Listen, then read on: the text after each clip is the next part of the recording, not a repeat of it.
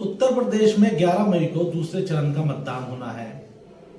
सभी प्रत्याशी जोरों शोरों से अपने प्रचार प्रसार में जुटे हुए हैं। लगातार चुनावी रैलियों, जुलूसों का दौर जारी है। आज हम मौजूद हैं नगर पंचायत लावड़ में और बात करेंगे भाजपा की प्रत्याशी अर्चना सैनी के पति मोहन सैनी से, जिन्हें क्षेत्र में मोहन भैया के नाम से भी जाना जाता है। मोहन भैया के नाम से उनकी ख्याति लावड़ ही नहीं, आसपास क्षेत्र में भी काफी फैली हुई है।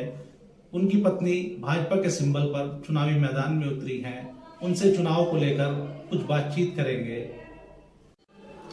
आपकी पत्नी नगर पंचायत लावड़ से अध्यक्ष पद का चुनाव लड़ रही हैं भाजपा के सिंबल पर।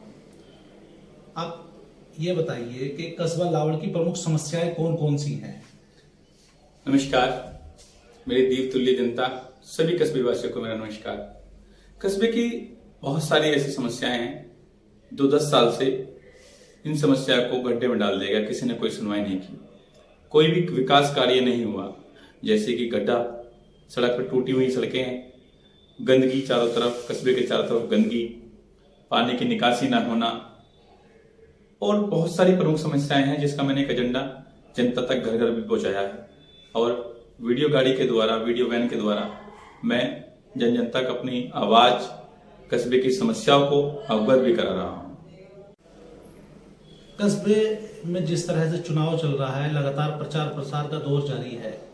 आप डिजिटल माध्यम से और पारंपरिक माध्यम से दोनों तरीके से प्रचार कर रहे हैं। सोशल मीडिया पर भी आपका प्रचार का तरीका अनूठा है। आपको जनता का किस तरह समर्थन मिल रहा है, सहयोग किस तरह प्राप्त हो रहा है, उसके बारे में कुछ बताइए। जिस तरह जनता का मुझे प्यार और आशीर्वाद मुझे मिल रहा है, लोगों के दिलों को हमने जीता है। पूरे 5 साल हमने लोगों के बीच रहकर काम किया है और हम बिना भेदभाव, बिना जाति को देखकर लोगों के काम किए हैं। चाहे दिन हो, रात हो, आंधी हो, तूफान हो, हम लोगों के बीच रहे हैं और लोगों को हमने दिल जीता है। और हम एक तरफ और भारतीय जनता पार्टी एक तरफ कस्बा लावड़ से जीत रही है। चुनाव जीतने के बाद आपकी पहली 3 प्राथमिकताएं क्या होंगी जिन पर आप काम कराना पसंद करेंगे? सबसे पहले जल निकासी की हमारे कस्बे में सबसे बड़ी समस्या है जल निकासी, क्योंकि जल निकासी न होने के कारण कस्बे के चारों तरफ पानी भरा, गंदा पानी भरा हुआ है, जिसकी समस्या से, जिसकी वजह से कस्बे में तरह तरह की बीमारियां उत्पन्न हो रही हैं। सबसे पहला मुद्दा जल निकासी होगा। उसके बाद जो चारों तरफ कूड़े का ढेर लगा हुआ है, उससे भी बीमारियां बहुत उत्पन्न हो रही हैं। लोगों का निकलना दुर्भर हो गया है, वो भी प्रमुख समस्याएं हैं, क्योंकि उसको भी बीमारी खत्म, मतलब बीमारी जो खत्म होंगी कस्बे से तभी होंगी जब वो कूड़े के ढेर खत्म हो जाएंगे। तीसरी समस्या है हमारे जो बहन बेटी हैं जो इंटर के बाद स्कूल, मतलब डिग्री कॉलेज नहीं जा पाती, उनके लिए एक डिग्री कॉलेज बनवाया जाएगा। जो हमारी बहन बेटी हैं वो लावड़ में ही अपना कोर्स पूरा कर सके और हमारे देश, हमारे कस्बे का नाम रोशन कर सके। आपने अभी नगर में डिग्री कॉलेज बनवाने की बात की। मैं आपको बता दूं कि लावड़ में एक बड़ी समस्या स्वास्थ्य सेवाओं को लेकर भी है। नगर पंचायत लावड़ में एक प्राथमिक स्वास्थ्य केंद्र है जिसमें व्यवस्थाएं अधूरी हैं, डॉक्टर भी पूरी तरीके से उपलब्ध नहीं होते और कोई भी भर्ती की यहाँ सुविधा नहीं है। आप ये बताइए, अगर आपको जनता चुनती है तो आप इस संबंध में क्या कदम उठाएंगे? मेरे एजेंडे में भी है, जो मैंने अपना मैनिफेस्टो तैयार किया है लिखित में। देखिए, मैं आपको एक बात और बता देना चाहता हूँ कि अभी तक किसी भी प्रत्याशी ने अपना एजेंडा जनता के सामने पेश नहीं किया है। मैंने अपना एजेंडा जनता के पास लिखित रूप में भेजा है और मेरी ये भी समस्या है, आपने 3 भेजी थी, लेकिन मैं चौथी समस्या, 5वीं समस्या, लगभग 21 समस्याएं प्रमुख हैं कस्बे की। आपने मुझसे 3 पूछी, इसलिए मैंने 3 के बारे में बताया। कस्बे में जो PSC हॉस्पिटल है वो केवल आज 4 से 5 घंटे खुलता है और जल्दी से डॉक्टर्स भी उसके अंदर नहीं आ पाते। तो मैं अपनी केंद्र सरकार से और प्रदेश सरकार से गुजारिश करूंगा, क्योंकि कस्बा लावड़ से लगभग 25 से 26 गांव टच करते हैं, उसके लिए CSC हॉस्पिटल हो जिसमें 24 घंटे डॉक्टर उपलब्ध हो और 24 घंटे सुविधाएं उपलब्ध हो सके। आपके घोषणा पत्र में मैं पत्र उसमें एक वादा आपने किया है नगर में गौशाला बनाने का।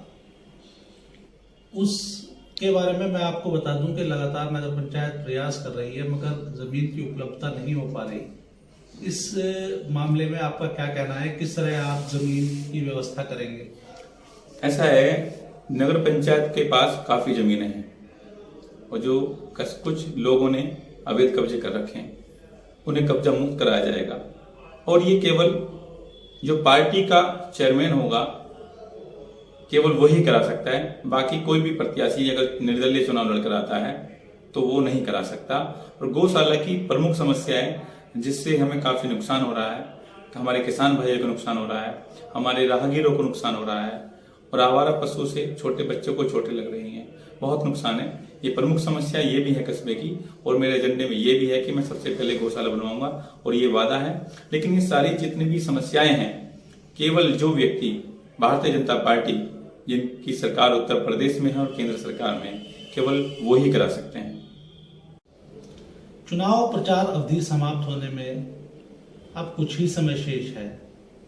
आप लावड़ की जनता के नाम कोई संदेश देना चाहते हैं? जी बिल्कुल।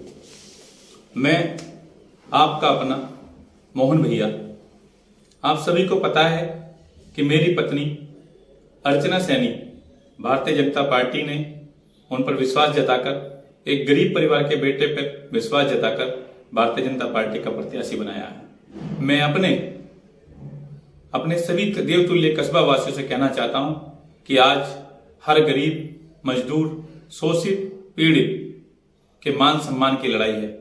आप सभी को मिलकर इस बार गरीब के बेटे अपने मोहन भैया, जिनकी पत्नी मेरी पत्नी अर्चना सैनी, जिनका चुनाव चिन्ह है कमल का फूल, को 11 मई को कमल के फूल पर मोहर लगाकर उन्हें विजयी बनाना है। और जो मैंने आपसे अपने एजेंडे में जो भी वादे किए हैं, मैं आपसे वादा करता हूं इन्हें आखिरी दम तक पूरा करके रहूंगा। सभी देवतुल्य जनता से कहना चाहता हूं, एक बार गरीब के बेटे को मौका देकर देखिए। हम 24 घंटे कंधे से कंधा मिलाकर आपके साथ 24 घंटे खड़े रहेंगे। और आज मैंने उन गरीब भाइयों के लिए रास्ता खोला है जो आज राजनीति में आना चाहते हैं, समाज की सेवा करना चाहते हैं। अगर आज इस गरीब के बेटा का साथ आपने छोड़ दिया तो जल्दी से ये रास्ते बंद हो जाएंगे और जल्दी से कोई गरीब परिवार का बच्चा, गरीब परिवार का बेटा समाज सेवा में आने से डरेगा। और मैं कहना चाहता हूं, आज हर मजदूर, गरीब, शोषित, पीड़ित की हक की लड़ाई लड़ने का समय है दोस्तों। समय कम है, जितना दम है लगा दो। कुछ को मैं जगाता हूं, कुछ को तुम जगा दो।